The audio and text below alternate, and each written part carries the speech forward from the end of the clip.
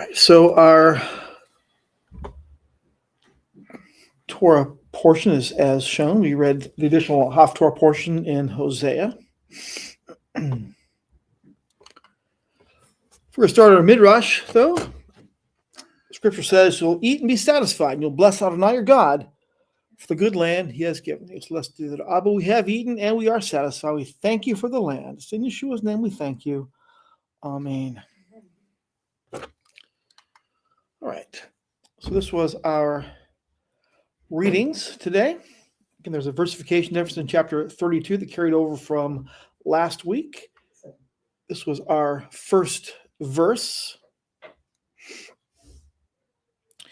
And I don't have how many mitzvot in this Torah portion slide, but I do have a slide that shows a mitzvah that's counted from this, but I'm not really sure that it is technically a commanded or observance.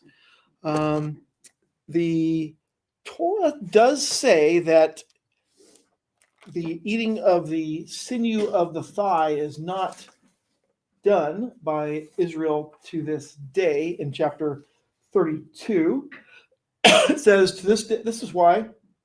Well, it goes back to Yaakov wrestling and limping at the hip. And the next verse says, this is why to this day, people of Israel do not eat the thigh muscle that passes along the hip socket because the man struck Yaakov's hip at its socket. And that is taken as one of the 613 mitzvot to not eat the sinew of the thigh or the thigh muscle. And the commentary from ArtScroll is the two primary issues are tissues forbidden in the hindquarter. The inner sinew, the sciatic nerve, which branches out from the rear of the spinal column and runs down the inner side of the animal's leg, is forbidden by Torah law. The outer sinew, the common peroneal nerve, which runs along the thigh, the outer side of the animal's leg, is forbidden by the sages. That's according to Talmud Bavli Chulin 91a.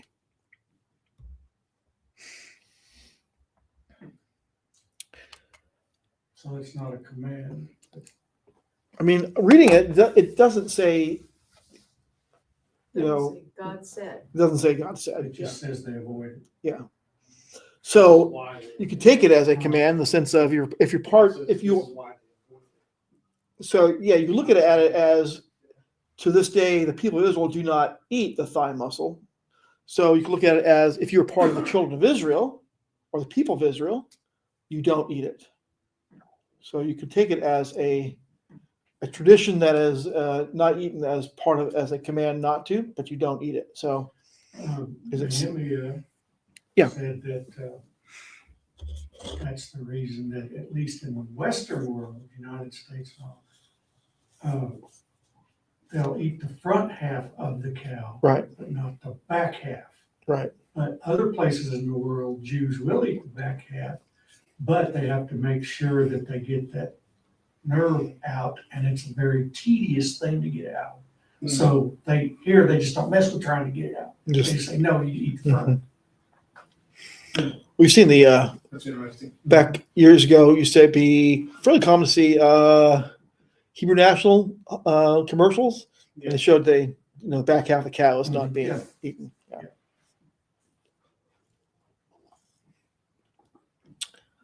Continuing with the commentary, the first verse of our portion says, Yaakov sent Malkim. Is it angels or human messengers or emissaries? The Torah sages are divided on that. ArtScroll, for example, translated it as angels, following the understanding of Rashi. So this teaches that righteous people are greater than angels, for when Jacob had need of emissaries, he had the right to summon angels to do his bidding. Other commentators say that they were human emissaries. The same word, of course, as you know, that messenger and angel are the same word in the Hebrew text. So it should depend on the context. And the sages are divided on the context of this thing, whether it is in fact angels or it was human messengers. Well, was it? I was thinking it was in Obadiah Maybe it wasn't, maybe it was in Hosea. And it was talking about him meeting God. Wasn't that where I saw it in today's, one of the Torah portions? It was, I think it was in Hosea 11 that was discussing that, because there's, I thought it was interesting because everybody discusses, was it an angel or God? mhm. And in this little blurb here that we read this today, it said it gave one of the attributes of God's name. And I thought, well, that was interesting. And I know just enough to be dangerous. Well, it's actually in, Oh, right here, it's in 12:5. Yes, he fought with an angel and won, and he wept and pleaded, let's see. Mhm.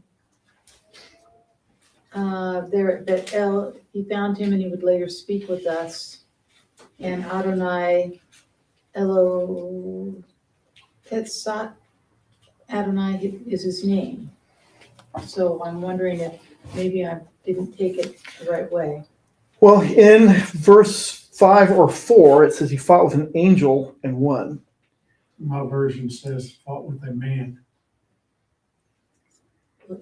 So, Um, well, and I was But then reading, when it goes on to describe what the man did and how he wrestled, it sounds more like well, and if you read more down than a man. through verse 6, What chapter are you on? it's Hosea 11, no, Oh. 12. 12, so Hosea 12, verse 5. 5 in the Complete Jewish Bible, 5 through 6. And I don't know, that kind of, when we were reading it through the first time, I'm not sure whether I get it the second time. Is this the first slide you have on this? Um, You go back to the previous slide? sure. So.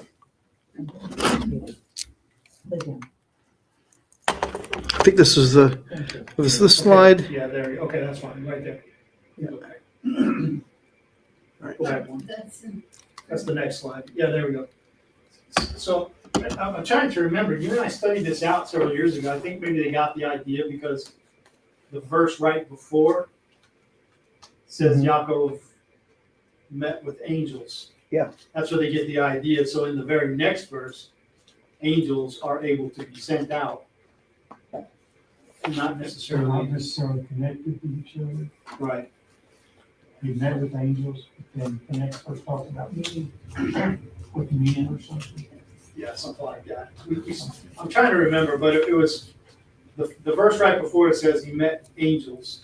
Yeah. And then the right next, he says he sent out Malachim to Esau. Well, in verse 5, it says he fought with an angel and won. And then it says in verse 6, Adonai Elohei Tzevaot, Adonai is his name. Oh, I see here, talks the angel, he wept and he pled with him, and then Bethel, he found him, and there he would later speak to us. Yeah. I think that's what, and it gives them that one of the attributes of God is his name in verse 6. Let me just, Hosea 12, well, I'm just going back to the Torah on it. But, where are we at? We're Vayishlach. Right here.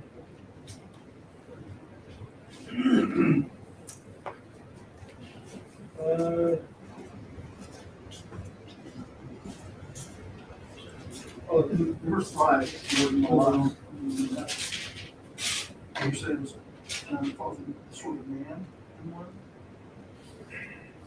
Verse 5, it says. Yeah.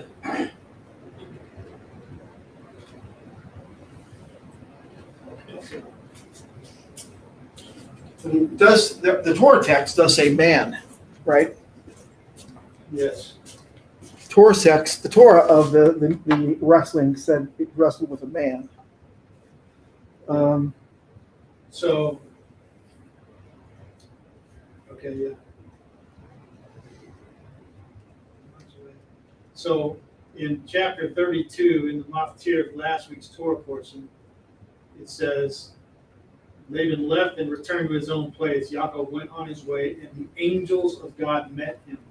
When Yaakov saw them, he said, "This is God's camp," called the place Mahanaim camps, right? Mhm. Then the very next in Right. verse Says 3 or he 4, sent angels out. he He sent said messengers out. Yaakov sent messengers out, so they get the idea. I think Mhm. Rashi gets the idea that they were the actual angels of God that he met the day before, In or previous- however long it was before that. I think that's where he gets the idea.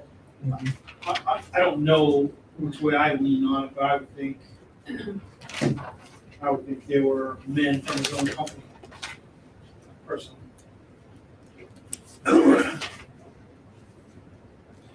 Confusing sometimes, because some places in scripture, Yeah. So, it's called mighty ones. Right. Can be human, Mhm. can be angels.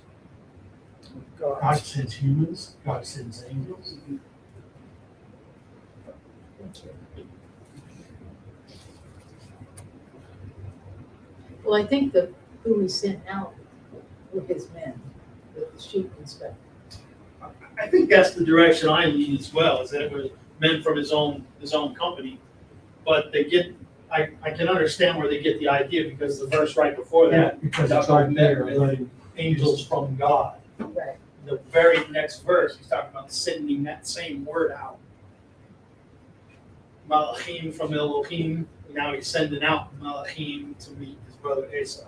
Mhm. And I would have to say they're separate. They don't tie into each other in this case. It's an opinion.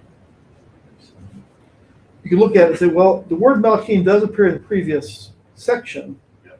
but it says specifically, angels of God, Yep. or it only just says messengers or angels in the next passage. Right. Instead of That's messengers of God. Right. But that is, I think you're right. That's where they get that from. It's from the previous passage. So they're not just making it up. And while he's very well respected, this old guy Rashi here. If you want to see something bad enough, you'll figure out a way to see it. Just saying. Thank you. You always-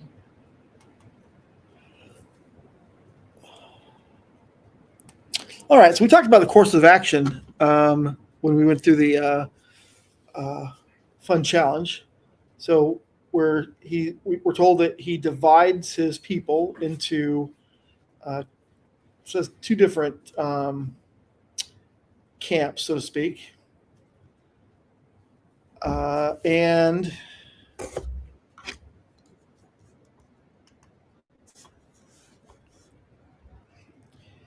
the second course of action is to pray. This is from Art Scroll's translation. It arguably, I think that if he's under a lot of stress and he's taking immediate action to divide to try and save one or the other. In his prayer, he says he's already divided the people into two camps.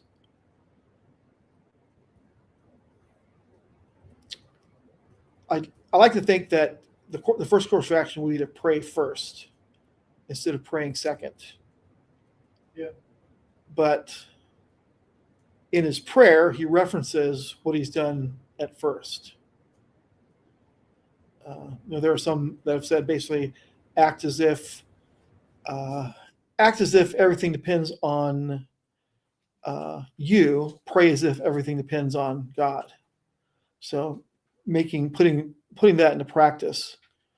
What he's asking for God's help in doing. In his third course of action, as a continuation of the pray, he says, "Rescue me, please, from the hand of my brother, from the hand of Esau." And he reminds God of his promise, right? You said, "I will make your offspring like the sand of the sea, which is too numerous to count." So you can't kill me now. You can't let Esau kill me now. And finally, it's giving lots of presents. lots of presents.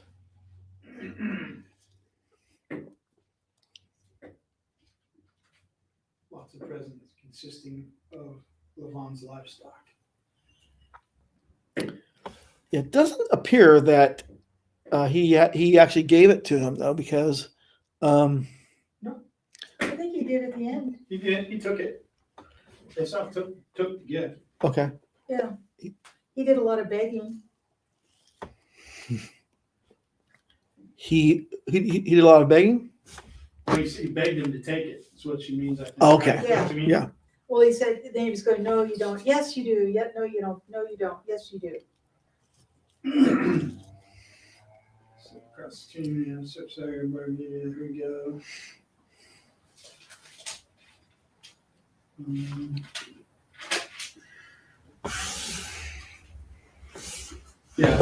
Verse 10, he says, so please accept the gift I have brought you, for God has dealt kindly with me, and I have enough. Thus he urged him until he accepted it. Verse 11. Okay. Yeah.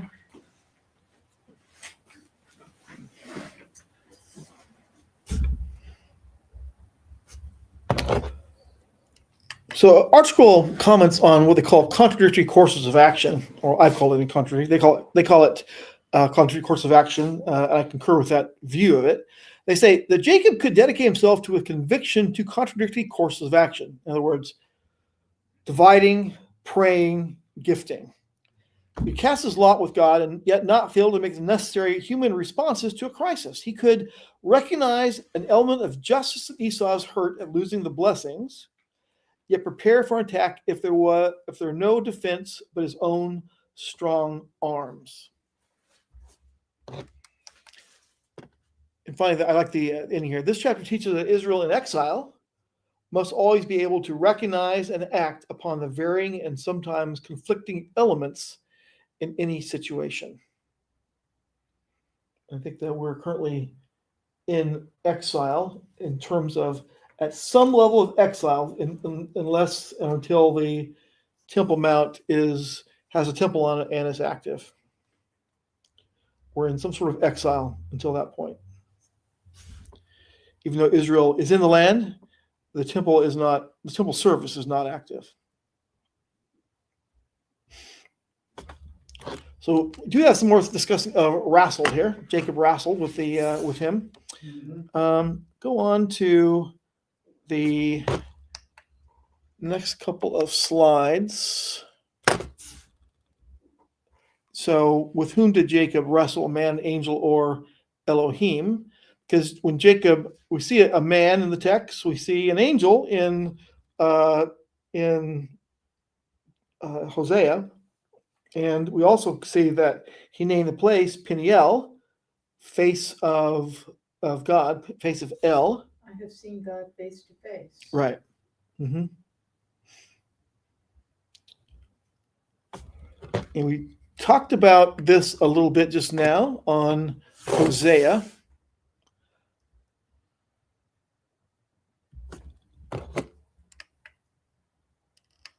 And back up one.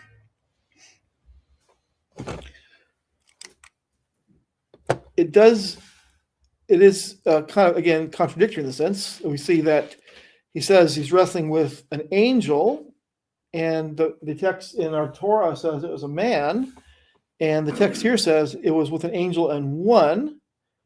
In the strength of his manhood, he fought with God, verse 4.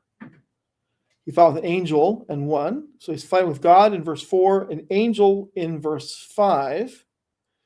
And then at Bethel, he says he would later speak with us. Adonai Elohei Tzavaot, Adonai is his name. Yeah. Well, that's what I was talking. It sounded to me from here that he wrestled with God.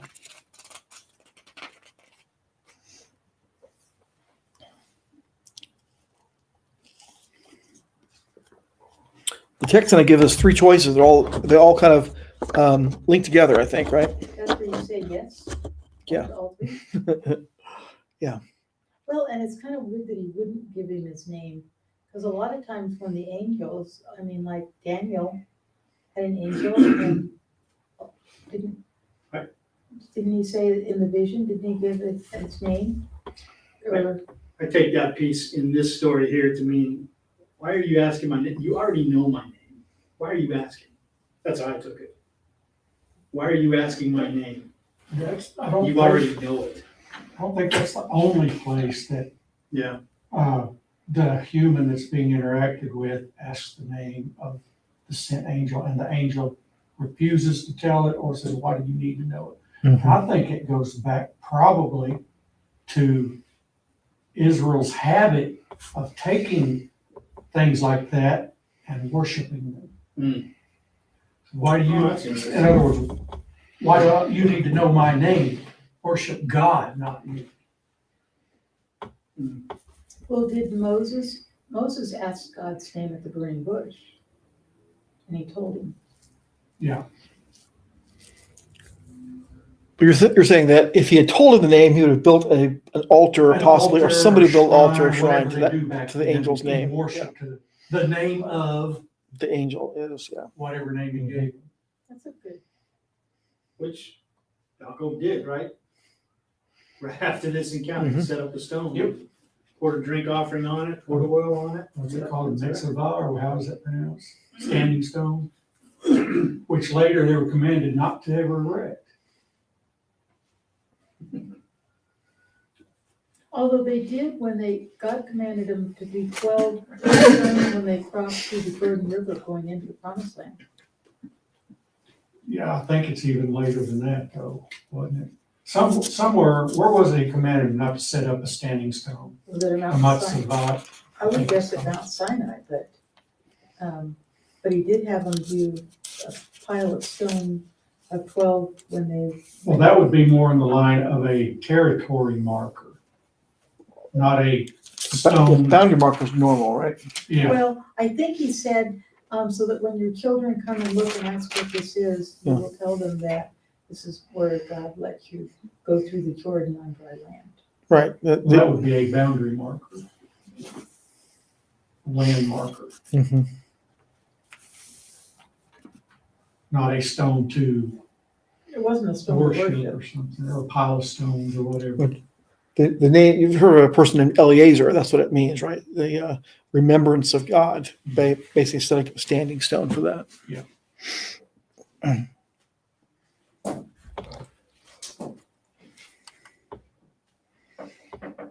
So when he wrestles, he is the angel or whoever was wrestling with him says, your name shall no longer be Yaakov, but Israel, for you have striven with Elohim and with men and have prevailed. Since Israel is called Jacob later on in Scripture, what is the meaning of this statement?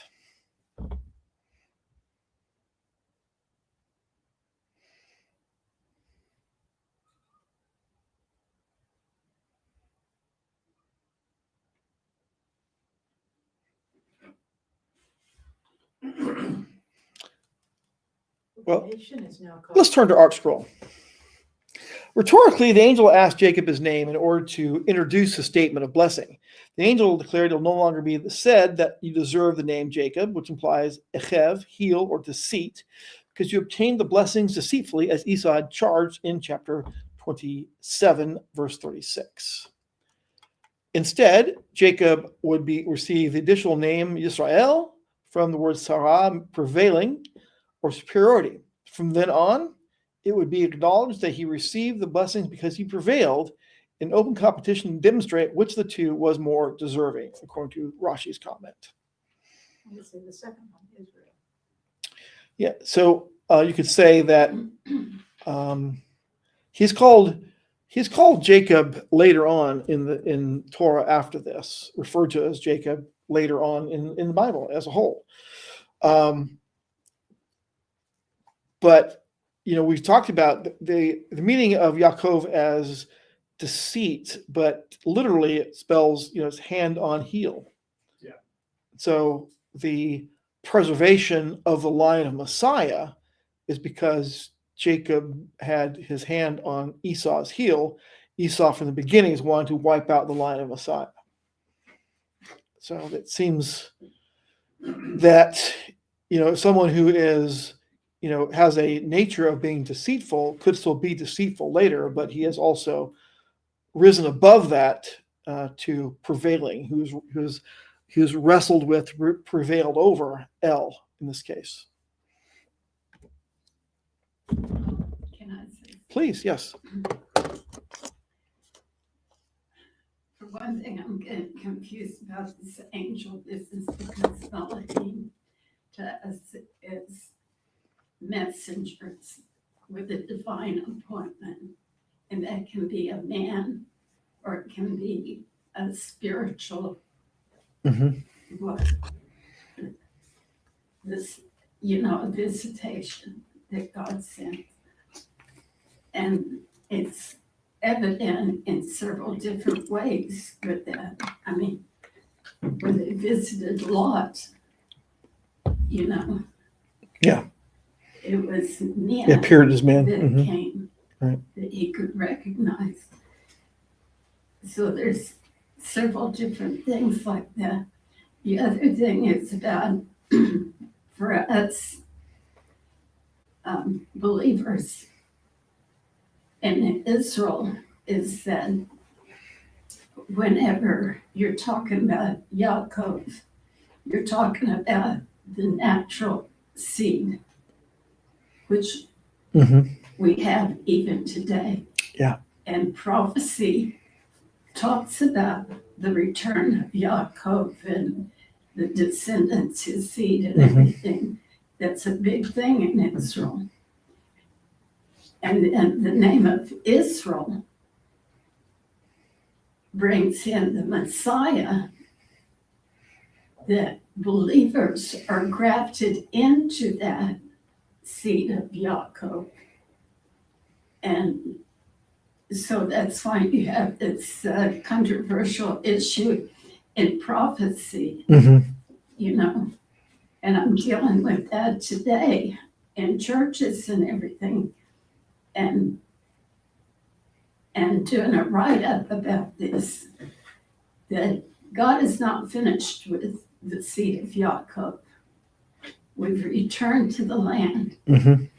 The spiritual grafting in is what is going to manifest and is manifesting, not just for the Jews, but for the church and Christianity too, that are true born again believers. Yeah.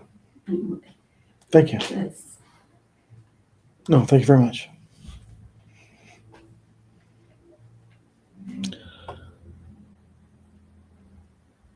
So if you look in chapter 33, verse 14,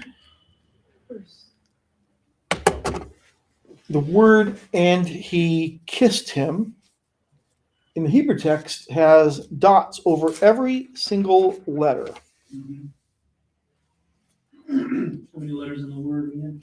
6. But like every other time there's a textual anomaly, this section is missing from the Qumran text. The first 12 verses of chapter 13 have been eaten by cave worms, some other reason. The King James Bible is the word "and kissed him." Esau ran to meet him, hugged him, threw his arms around his neck, and kissed him, and they wept. There are some commentaries on this. ArtScroll basically, in this case, says that the sages recognize them, that they're there, but they disagree on the significance of the dots. Some say that that it's a mutable rule that Esau hates Jacob, and that the moment his mercy was aroused, and he kissed Jacob with all his heart. So basically calling it more of it's a good sign. Others say that it was insincere. One commentary I read said that it was like he wanted his tears flowed, but the dots over the letters say that he wanted, really, instead of the tears flowing out, it wanted to be using those as teeth to bite his neck. I don't know if that's the case. It seems like he's very sincere in this. And then they wept together. There So are other places where those dots are over words. So what does it mean? The same thing in those other places? Somebody's wanting to bite somebody? one of the cases, it's one of the ideas is that it's out of sequence or out of the text is out of sequence, or even setting it apart from others, from other things to highlight it as something to highlight and read back on. So I think that if you look at it in that sense, it's highlighting his weeping, that Esau was really repentant over this, because his natural, perhaps in the same way that Esau, or that Jacob, it was the natural name. Esau's natural self wanted to harm him, but he wept instead. Although, if you go ahead to verse 15, Esau said, "Let me leave some with you of the people, so that I have with me." And Jacob said, "There's no need for my Lord to be so kind to me." Yeah. Basically, kind of like, I really want you to go where I said I want you to meet you. I'll gladly keep an escort with you to protect you and to guide you where I want you to go. Yeah. So it's a little suspicious. Keep track on them. Yeah, a little suspicious on that. He Well- isn't trusting him as far as he can throw him. Possibly, but we're kind of reading that into the text too, though, right? Because it could be that Esau knows there are, Canaanites around that happily, destroy him. Prey on him. Because Jacob's group is fairly undefended, right? He's got, Probably not a lot of men. not a lot of folks. There are a lot of animals, but not a lot of men with them, I don't think. Certainly no, it doesn't say there's any fighting men. Like Esau had 400 men at arms, so to speak, with him, whereas Jacob doesn't have really anybody. Esau was more of a military. Well, he had Esau's group was more family. Jacob's group, you mean? I mean, Jacob. Yeah, I think so. Yeah, you see, he's got 400 arms men, I guess. So it's a good size. It's larger than Abraham's when he was going after the 5 kings, right? Sukkot. So Jacob journeyed to Sukkot. There's more than one place in the Bible that's named Sukkot. Now, this isn't the Sukkot that they went to right out of Egypt. when they That's were what I little. was wondering. Is Yeah. that the same place? They're really still in Egypt when they went to Sukkot the first time, because that was only like 3 days a walk from Ramesses. It was before they crossed the Red Sea. Mhm. Mhm. The first place they went out of Egypt was Sukkot. The first one he left Ramesses was Sukkot, but it was still, I think, it wasn't out of Egypt proper, because they had not yet crossed over, as she said, Yom Suf. So it means booths or temporary shelters. So how many Sukkots are there? One every year. You funny. I think there's only 2, as far as I know. There's Exodus 12:29, and this one here. Okay.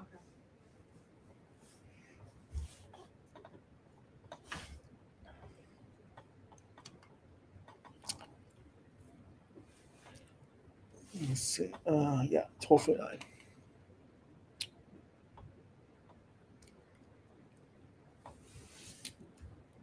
Yeah, my commentary, I think it's indicative to, it's important as a place where you can recall that you're journeying out of someplace, so out of someplace dangerous. Or Esau would be equivalent of Pharaoh in this case, and Israel, as in Jacob, is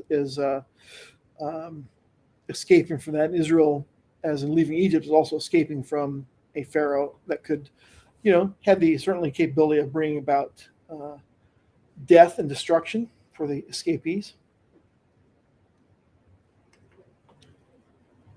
Archibald comments, it's strange that Jacob named the place for the animal shelters rather than for the houses he built for the people.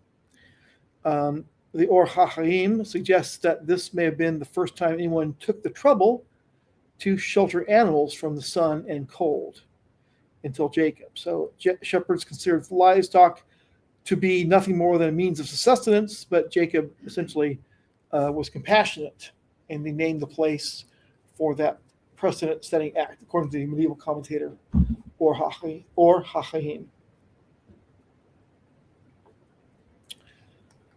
Dinah or Dinah, the root word is anah, according to this, which would be root word not for anah, but the root for the he lay with her.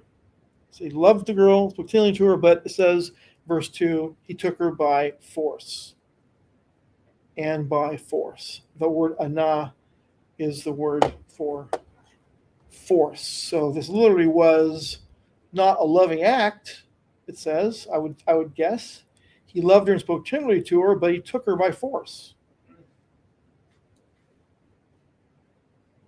He violated her.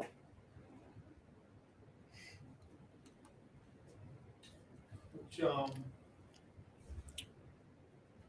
source says the root is anah. Maybe, I'm definitely not guiding this, but It's the lexicon. it's been a while since I studied this out, but I would think that E would also be. No. I'm. It's not. Dinah isn't the word by force. It's. I didn't really make that very clear. Dinah is the feminine of Dan. Verse 2 is what I'm talking about. I misspoke earlier. It says, when Shem, the son of Hamor, the Hivite, the prince of the land, saw her, he took her and lay with her by force. That's what I was talking about. Yeah. Thanks for the clarification. All right. Purify your garments and change your garments. There's a parallel. Purify the foreign gods which are among you, and purify yourselves and change your garments. Genesis 35, Exodus 19. This is before Mount Sinai. Go to people and consecrate them today and tomorrow, and let them wash their garments. So there's a parallel between putting away foreign gods and essentially a mikveh, so to speak. Seem to be patriarchs that we think of. Seems that a lot of their retinue people, a lot of idols and worship other things. Yeah.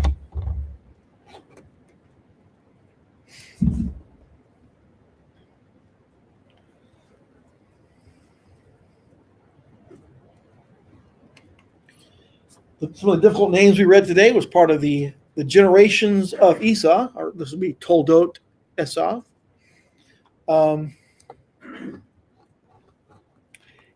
Esau is Edom, and Holivama or Holibama is a daughter of Anah. We read previously, Anah is what Shem did to, I should say Dinah, not Diana. Typo on that. Yeah. All right, which brings us to thoughts and questions. So before we get started on that, Earl had a question he asked. He asked,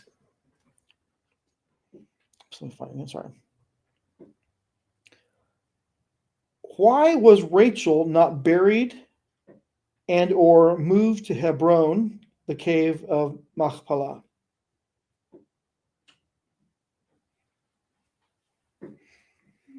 Why was Rachel left there at, Leah is buried there at the Cave of Couples, but Rachel is not. To fulfill prophecy? Yeah, my answer kind of was that the prophecy about Rachel weeping for her children, but also as a practical matter, if you die, you're buried before sunset, and so there's not really time to do that. With Jacob, they embalmed him to be able to bring him back. Yeah, which is it's unusual in that they had to explain that to you that they did that. I mean, it's not the normal burial practice for Jews to do that. So what did you like about this reading, and what bothers you about it? I would like to know Hosea and Obadiah. It's obviously prophecy. In reading it, I get the impression a lot of it has not been fulfilled yet. And that would have been interesting to know more about the prophecies Mhm. that we were reading. I was trying to, a few of them have kind of been partially, and I don't know that much. Mhm. It seemed to be fulfilled partially, but it would be interesting to know how more of it fits into the end times.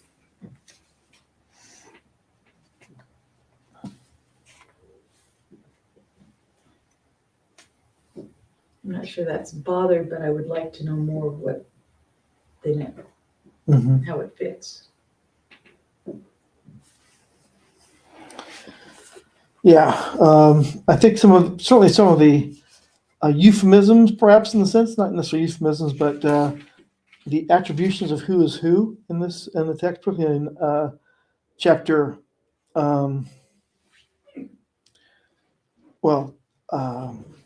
chapter Hosea 11:10, and this one is the Lord will roar like a lion. They shall march behind him. When he roars, his children shall come fluttering out of the west. They shall flutter from Egypt like sparrows, from the land of Assyria like doves. I'll settle them in their homes, declares the Lord. So I think that is certainly something that is a future event.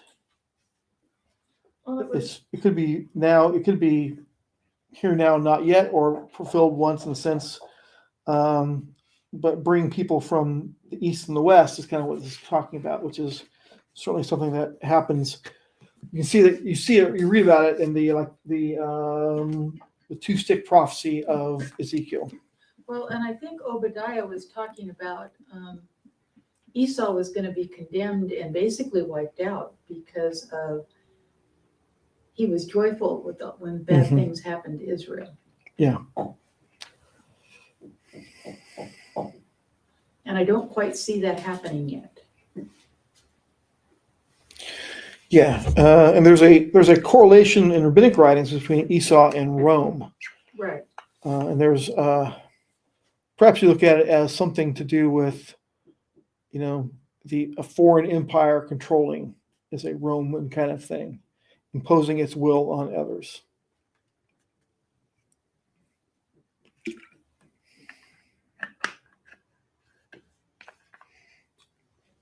In any of the readings here, do you relate to anybody in particular? First question two, with whom or with what do you relate?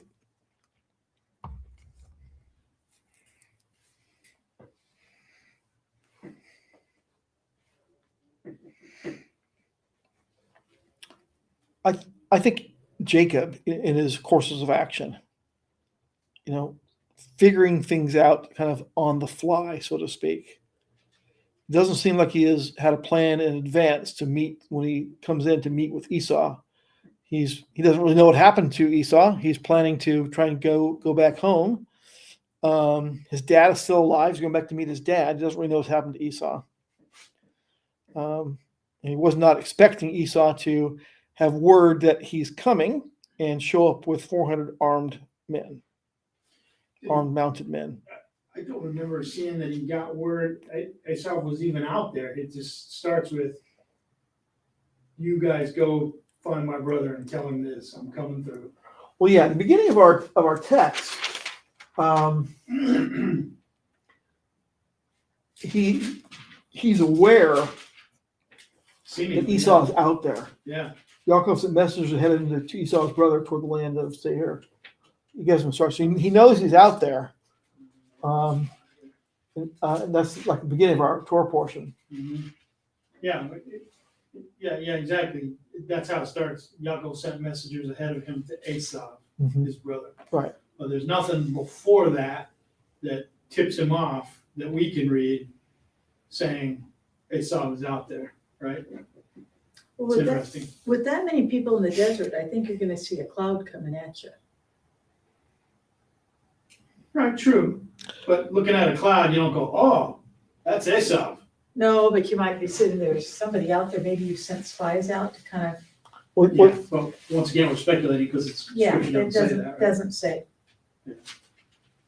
Yeah, it's interesting.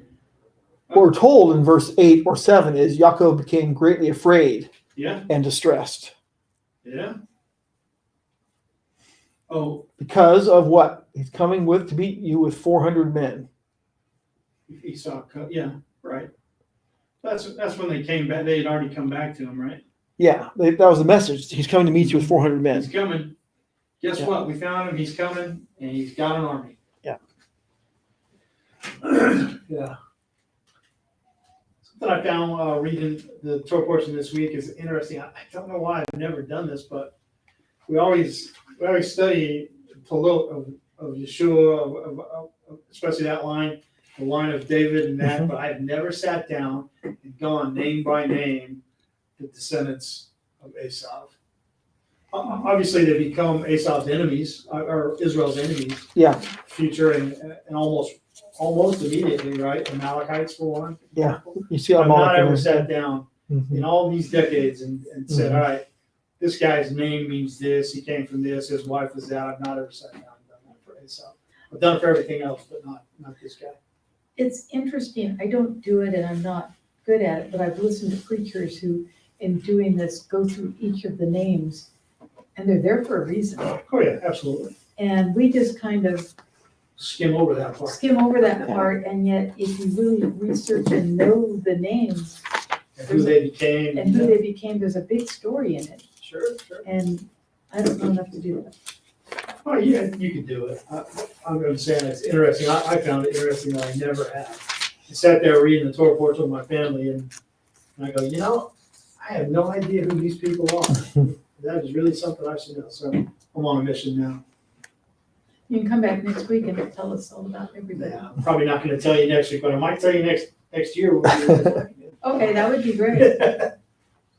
Because it would be nice to know who are these, But they become all the ites, all the nations that yeah, and who are they Mhm. now? the Hivites, the Hittites, the Jebusites, all those people, that's who they become, All right? those ites. Amalekites, blot out the name of Amalek. That's a command. So, and for this, the first Korach Yeah. was in this passage also, a son I of saw that Esau. was interesting. Yeah, I would son think of it Esau. can't possibly be the same Korach, but the name is probably. No, I'm saying this is the first mention of a Korach, and it's Yeah. a son of Esau. Yeah, right? Yeah. There were a couple other names in there that I've heard elsewhere in the Bible. Shoal. Other people had those names. Mm-hmm. Reuel's one, I think. Reuel, yeah. Mm-hmm. So yes, report back to us next year You got it. and tell us who these people are. You got it. I sat down like yesterday, the day before, and already started my study of it, and I wrote out the tree. All right, Isaac and Rebecca, here's Jacob's family over here. I got that part, so here we go. Esau and his 3 wives. Here's his grandkids. Here's the chieftains, and here are the kings that were before Israel and how they relate to those grandkids. So we'll see how it goes. Question 3, what are these readings telling you about Elohim or about Yeshua?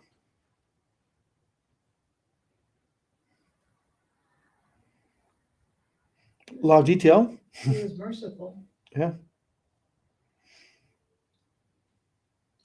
think he's making it very clear that he had a destiny, something destined for Mm-hmm. everybody concerned.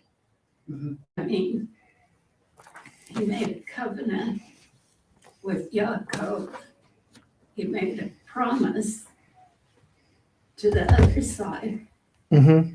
But that covenant is something that is with God, is ordained forever. Mm-hmm. A promise is determined by what the other side does, the activities that they're involved with. And you see that manifested today throughout the world. The descendants of different clans and groups and everything. And he's not finished yet. God is faithful. Well, Was Jacob's prayer answered Yes, favorably, right? Because he asked for protection from Esau, he was and protected. he got it. Yeah.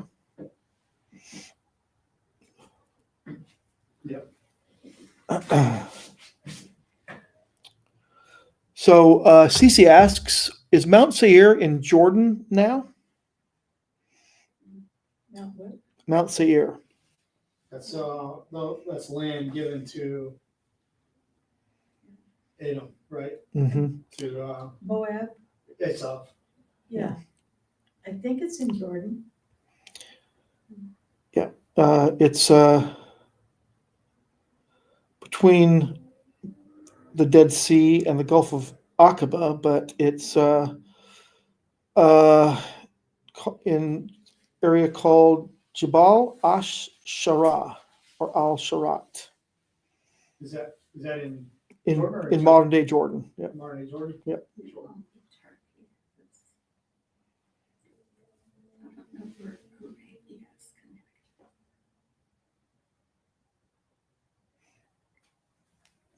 The other thing is about Rachel's death. Mm-hmm. That was unexpected. Mm-hmm. And Jews have to bury within a certain amount of time. Right.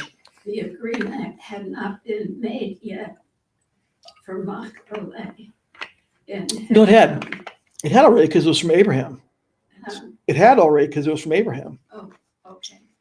Well, anyway, it was outside of. It was not within easy. And they Easy couldn't- going, yeah. It's not anything to drive that far now. There was no highway. Well,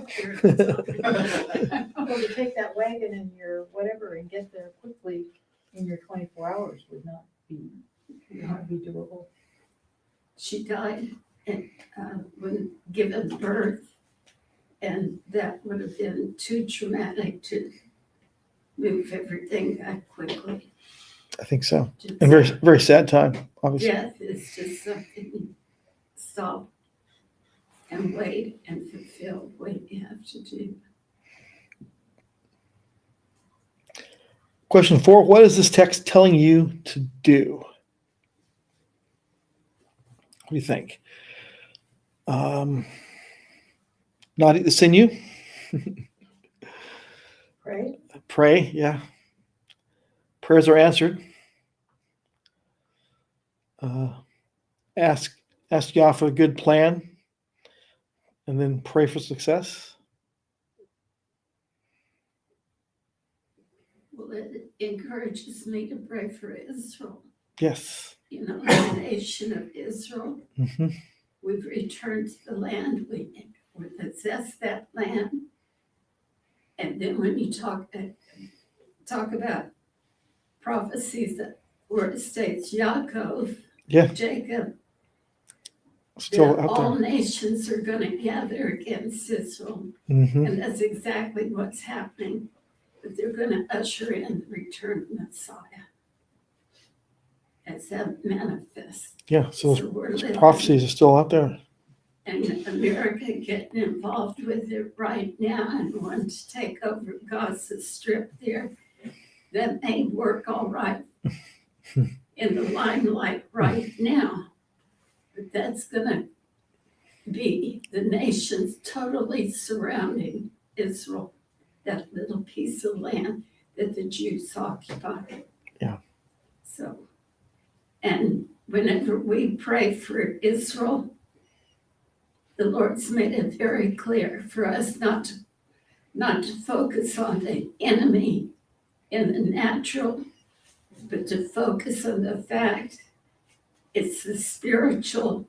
He is causing the demonic to manifest so he can remove it from the earth. And that's exactly what Israel goes through. And on the one hand, yes, we're praying all the time. On the other hand, we're rejoicing in the fact that God is for us and not against us. Does seem And I that he wanna doesn't go act. home. Yeah. I want to be here. Going back to the New Testament reading that we did in Matthew. Mm-hmm. Have you ever seen or read even any extra biblical literature that would confirm the death of all the firstborn around Bethlehem during those few thousand years ago? Ever read or any archaeological evidence or anything in another text somewhere that says, yeah, this did happen and all these boys were killed around that area? I don't recall that I have. Doesn't, but I just don't. I don't remember honestly. But I don't have anything that says in my mind that I I'm just did curious. read that. Yeah.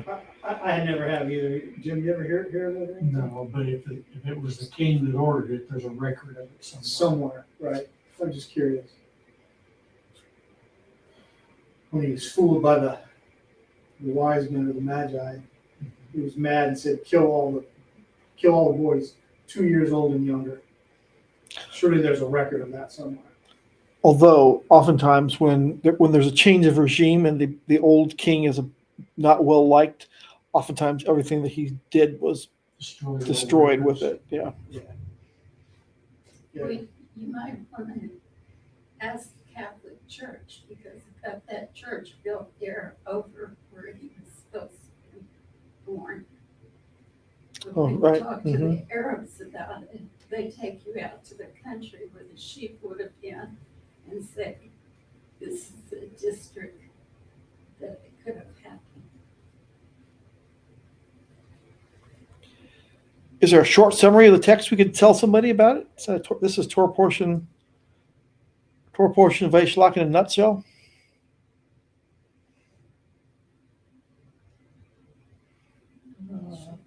Jacob went home scared of Esau. Yeah. Prayed to God, wrestled with God. He was saved. That's a good summary. I mean, there's more to it than that, but No, thank you very much. All right, well, let's pray. Thank you for allowing us to Midrash on your word. Thank you for all your blessings. We thank you in Yeshua's name. Amen. Shavua Tov, everybody. Shavua Tov. So